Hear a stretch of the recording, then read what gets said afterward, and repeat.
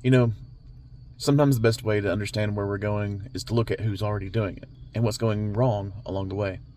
We talk a lot about AI, data, and compute, but I think it's possible we forget that all that digital power still runs on real power.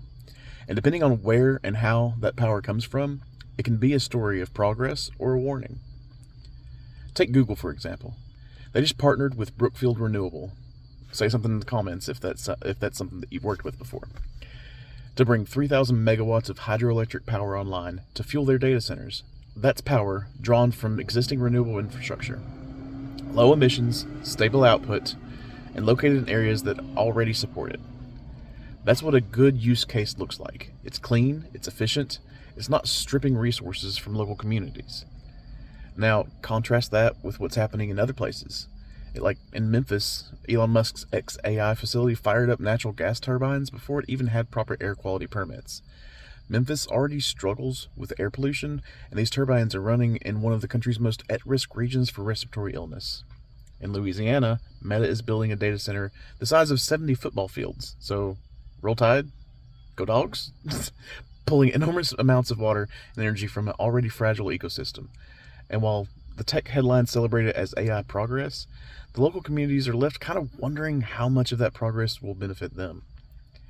Then there's Chile, where Google built a massive data center in Quilicura during a drought.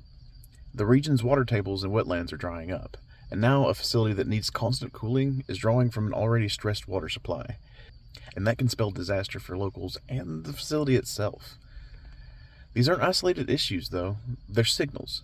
They tell us what happens when a race to build AI infrastructure moves faster than the conversations about where it's built and who it's built for.